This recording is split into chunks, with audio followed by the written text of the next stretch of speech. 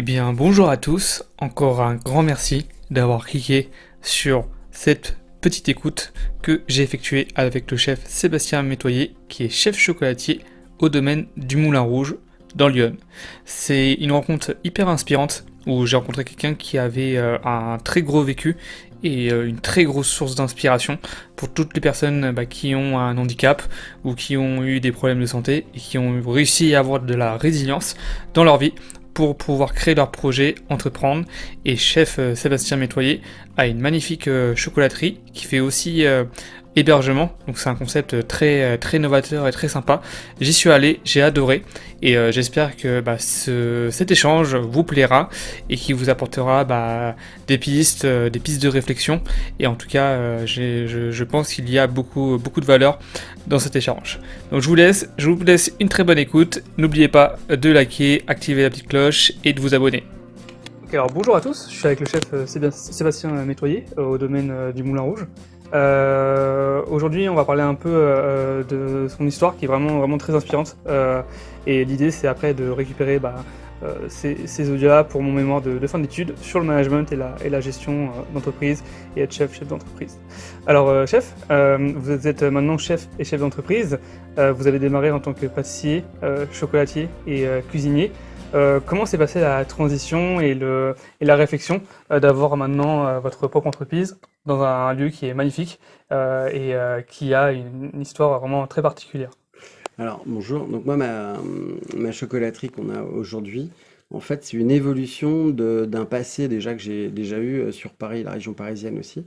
Donc, j'ai commencé en tant que salarié en pâtisserie, chocolaterie, confiserie, traiteur aussi, et j'ai été en cuisine en passant par le traiteur. Sur Paris, j'ai ouvert un restaurant salon de thé à Paris dans un premier temps en 1994. Et c'est une histoire qu'on a duré pendant 9 ans. Au bout de 9 ans, on a fini, on avait 14 salariés, on faisait plus de 350 couverts tous les midis. Oh. Et au bout de 9 ans, j'ai eu une maladie osseuse qui s'est déclarée, donc j'ai été en fauteuil pendant environ un peu plus d'un an. Donc j'ai eu une maladie orpheline. Donc du coup, on a forcé contraint, on a été obligé d'arrêter notre entreprise parce que c'était plus possible pour moi de travailler. Et en fait, on a repris avec mes parents une ancienne colonie de vacances où on a fait gîte et pêche à la truite parce que ça correspondait mieux à ma santé. Et en 2005, je me suis ma santé allant mieux, je me suis réinstallé en tant que chocolatier. Oh. Et j'ai commencé au tout départ, notamment par des marchés, des choses comme ça au départ, puisque quand on est une personne handicapée, on n'a pas le droit au prêt comme une personne valide. Donc du coup, j'ai démarré de A à Z en montant au fur et à mesure mon entreprise. Après, en faisant des salons de plus en plus importants, et puis c'est comme ça que je me suis fait connaître au fur et à mesure. Hyper intéressant. On en parlait justement avant. Vous avez aussi une histoire avec le handicap et vous avez une vraie démarche RSE et économie sociale et solidaire. Est-ce que c'est des choses qui sont importantes pour vous? Et on en a parlé tout à l'heure. Vous aviez des activités qui sont vraiment passionnantes. Est-ce que c'est quelque chose qui a été primordial dans votre carrière aussi d'entrepreneur et de chef d'entreprise? Ah bah dès même, alors moi j'ai eu la chance aussi de travailler aussi avec un patron dans ma jeunesse qui était pour l'adaptation aussi. Ça veut dire que j'ai formé pas mal de personnes, d'apprentis, notamment j'ai le souvenir d'une personne handicapée qui était paralysée d'un côté gauche, alors qui se débrouillait quand même qui voulait faire ce métier-là. C'était un apprenti qui avait été accidenté, il a eu un accident de la route important avec son père. Son père était décédé, lui avait survécu et après énormément de temps avait pu remarcher et réutiliser, mais il avait quand même une paralysie du côté gauche, donc du coup il avait quand même beaucoup de mal à se déplacer. Et il a passé son il préparait son CAP de chocolatier. Et du coup le patron m'a posé la question et le patron l'a pris parce que je l'ai formé. Wow, ok. Il a fait ça. Donc déjà, j'ai eu la chance d'avoir des patrons qui avaient certains patrons qui avaient cette philosophie-là aussi. Et moi, c'est vrai que les gens, quand vous êtes handicapé, eh bien, les gens vous jugent très rapidement, en fait. Et c'est pas parce que j'ai une canne ou de temps en temps, quand j'ai une canne ou quand je suis en béquille, mon savoir-faire est pas là. Et ça, c'est vrai que les gens ont une capacité de me juger assez rapidement dans ces cas-là. Le jugement des gens, vous pensez qu'il a évolué par rapport à des gens qui sont en situation de handicap, ou on a encore toujours à essayer justement de contrer ce cliché et de dire justement que les handicapés ont justement des forces que d'autres n'ont pas forcément? Alors, sur le handicap physique, oui, parce qu'il y a eu énormément de choses de faites. Il y a eu le sport, il y a eu une évolution sur le handicap physique qui a été très importante. Sur le handicap mental, il y a encore énormément de choses à faire, et notamment en France. Parce que le handicap mental fait peur, entre guillemets. Et il faut savoir que bah, le handicap n'arrive pas qu'aux autres. On peut tomber demain, avoir un accident, et du coup être obligé, on a un AVC, on est obligé de tout apprendre. Et du coup, ça fait partie de la société d'une façon importante. Quand on parle de l'autisme, quand on parle de tout ça, on peut très bien travailler avec des personnes qui sont autistes. C'est possible en fonction des différents autismes. Mais en fait, ce qui se passe, c'est que la société actuelle, entre guillemets, au lieu d'aller en disant de s'adapter au handicap des gens, veut que ce soit les handicapés qui s'adaptent à la société. Et en fait, pas du tout. En tant que chef d'entreprise, quand vous travaillez avec des personnes qui sont handicapées, ça donne des gens qui ont une volonté bien supérieure derrière, puisque quand vous avez des gens qui ont subi des chocs dans leur vie importantes, je peux vous assurer que vous avez envie de beaucoup plus de possibilités et un charisme qui est beaucoup plus important qu'une personne lambda, entre guillemets. Ouais, bien sûr. Et si vous voulez, ça, c'est une force. Et quand vous donnez la possibilité à une personne handicapée de pouvoir vraiment s'éclater et de pouvoir avoir son travail et c'est son épanouissement, eh bien, vous avez dans votre entreprise quelqu'un qui se tient dans l'entreprise. Vous formez quelqu'un, mais pour du long terme. Et c'est des gens qui vont s'épanouir dans l'entreprise et du coup, qui va épanouir l'entreprise en même temps. Wow, hyper C'est fort. vraiment dans cet esprit-là. Travailler avec des personnes handicapées à l'heure d'aujourd'hui, c'est une vraie chance. L'idée, c'est ça. C'est un très beau message, justement. Je voulais vous demander, dans nos métiers actuels, le sujet est un peu encore pas assez adapté, je trouve, et Non, pas assez parlé. mais Et est-ce que, justement, il y a des choses à faire dans nos métiers, que ce soit la pâtisserie, la boulangerie, la chocolaterie, la cuisine, et peut-être, justement, d'éveiller un peu les consciences? bah, en fait, ce qui se passe, c'est qu'on cherche une rentabilité. Une rentabilité. Et en fait, ce qui va se passer, c'est que on peut avoir une certaine rentabilité avec des personnes handicapées à partir du moment où le poste est adapté par rapport à ce qu'ils aiment faire Bien sûr. et à leurs problèmes. À partir du moment où vous travaillez avec des gens, où vous vous adaptez à la personne et vous évoluez votre façon de travailler en fonction de la personne, là, tout va bien. Ouais, bien sûr. Ouais, À l'heure d'aujourd'hui, le plus gros problème dans nos métiers, c'est le personnel, avec notamment des gens qui partent et un problème de formation. Quand vous permettez de pouvoir structurer votre entreprise et d'avoir c'est une vraie force pour l'entreprise d'avoir, à l'heure d'aujourd'hui, quelqu'un qui sait tenir, entre guillemets, ses salariés et qui a une équipe qui tient dans le temps, mais c'est hyper intéressant. Justement, c'est une question aussi que que je pose souvent. C'est aujourd'hui, il y a beaucoup d'emplois vacants dans le domaine de l'hôtellerie, de la restauration, de Oui, la gastronomie. Est-ce c'est que c'est une conséquence de choses qu'il n'y avait pas avant, ou alors c'est justement les gens qui changent et qu'il faut peut-être se remettre en question dans ces métiers-là? Je pense que c'est un tout. C'est pas des méchants employeurs avec des méchants salariés.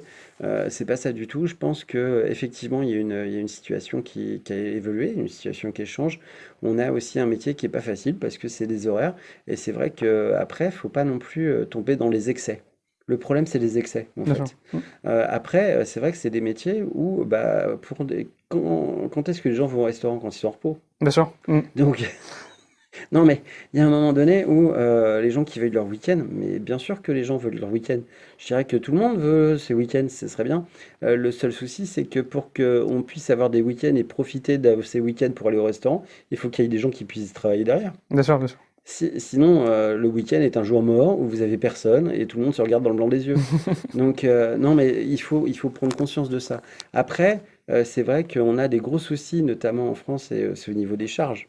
Au niveau des charges salariales, des gens disent bah faut embaucher plus. Bah oui, bien sûr, c'est dans un monde merveilleux, c'est magique. Ou faut augmenter les salaires. Mais oui, bien sûr. Vous demandez au patron s'il avait la possibilité d'augmenter ses salaires et de travailler avec plus de salariés, je suis persuadé qu'il le ferait. Ouais, bien sûr, il y a un très gros problème en C'est France par rapport c'est- à ça. c'est pour ça que c'est jamais tout blanc ou tout noir. Il y a toujours Toujours une une nuance. adaptation. Ben oui, Mm. et il y a que comme ça.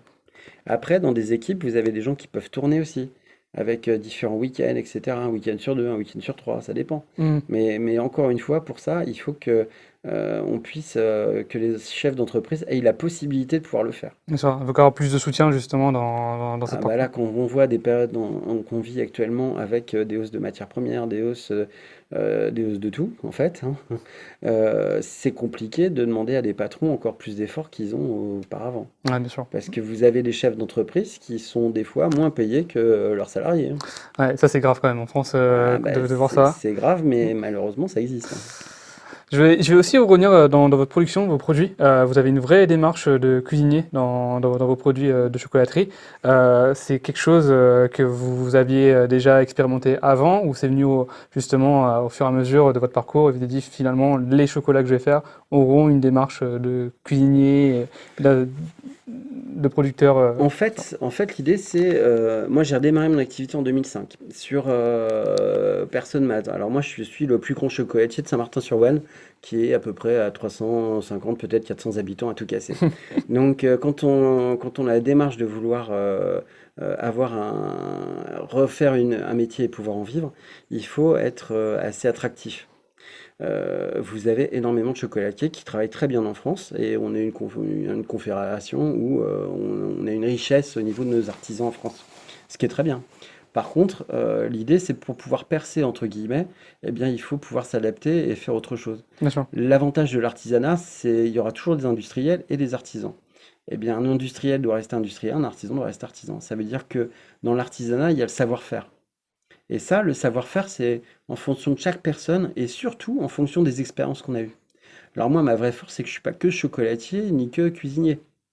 Comme j'ai plusieurs casquettes, ça me donne une vision qui est différente. Et du coup, c'est d'amener les gens vers cette vision. Parce qu'un métier où on y passe déjà énormément de temps, si on ne fait pas des choses qui nous plaisent derrière et s'épanouir derrière, eh ben on le fait mal de toute façon, surtout des métiers comme ça. Ah, bien sûr. Et puis on en parlait tout à l'heure, vous avez aussi une vraie démarche dans tout ce qui est éthique, éco-responsable. Ah bah c'est le but du jeu à l'heure d'aujourd'hui, avec tout ce qu'on voit et avec tout ce qu'on vit. Alors déjà, auparavant, ça le faisait déjà, mais en fait, c'est le fait de travailler en commerce équitable, c'est le chocolat, le cacao est une matière première.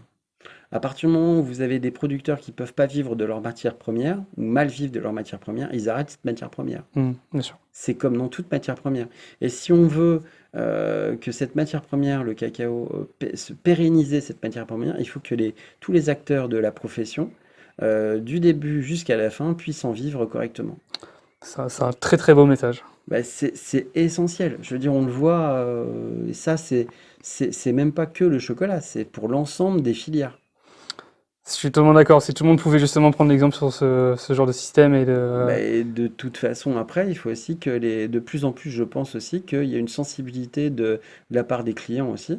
Et c'est aux clients aussi de faire leur choix. Ouais, bien sûr. C'est le consommateur au final qui a Ah, la c'est décision. le consommateur au final, mais par contre, il faut que le consommateur soit aiguillé, aidé, entre guillemets, dans sa démarche. Bien sûr. Donc après, eh ben, c'est un discours, c'est de parler avec eux, c'est de prendre le temps de, voilà.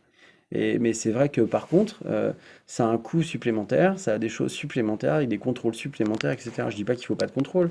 Je dis juste que le plus, c'est compliqué. Chef, c'est passionnant.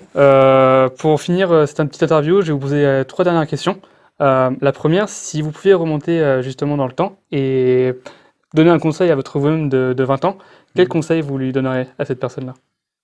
Ouais, je pense que en fait, si je devais refaire ma vie que j'ai eue, je voudrais rien changer en fait, même si j'ai eu des moments difficiles, parce que justement, c'est les moments difficiles qui ont fait mon savoir-faire que j'ai aujourd'hui.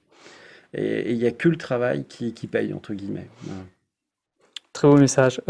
Deuxième question, si vous aviez un livre, ça peut être un film, un podcast, un livre qui vous a marqué, qui vous a vraiment impacté dans votre vie, lequel ce serait et qu'est-ce que vous recommanderiez comme contenu? Un film qui m'a marqué. Film, livre ou Ouais. podcast, ça peut être vraiment Alors, un audio. film qui m'a marqué, c'est la première fois que j'ai vu mon fils sur un écran qui a fait un court-métrage.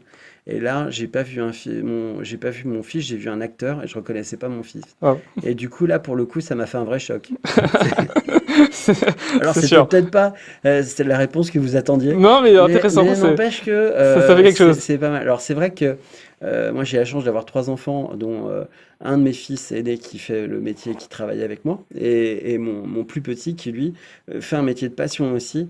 Et si j'ai un message à donner, c'est à partir du moment où vous avez des enfants et des personnes qui sont passionnées, qui ont une envie, eh ben, de les laisser faire vraiment ce qu'ils ont envie de faire. Même si les débouchés sont pas forcément évidents au départ. Ah, ça, c'est très puissant comme message, hein. C'est le but du jeu. Et chef, dernière question. Comment vous voyez l'avenir en 2050 ou dans le futur de Ouais. l'hôtellerie-restauration et de la gastronomie et de l'hôtellerie-restauration? Alors 2050, je serai déjà un petit peu âgé et j'espère que je le verrai plutôt avec une canne à pêche peut-être. Hein, ce serait pas mal.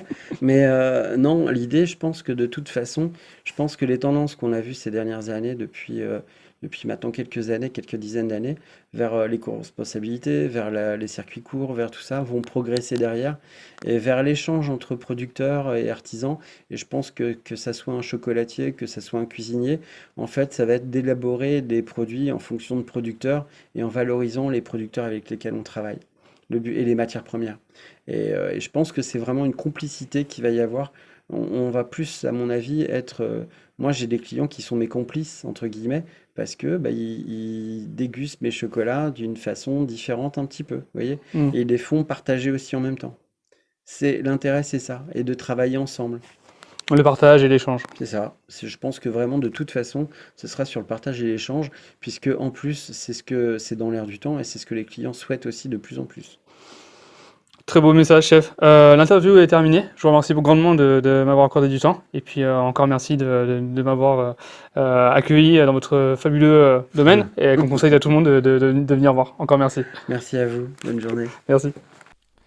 Si cet épisode vous a plu, n'hésitez pas à liker, commenter, partager et diffuser cet épisode au maximum de personnes qui sont intéressées par le business et le leadership dans le domaine de la gastronomie et de l'hôtellerie-restauration.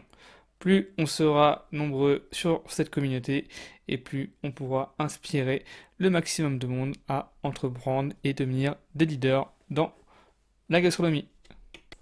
Et pour les personnes qui veulent aller plus loin, j'ai créé un petit guide sur le management que vous pouvez recevoir gratuitement dans votre boîte email et en échange, vous serez inscrit à mes emails privés et vous recevrez du contenu exclusif qui apporte de la valeur.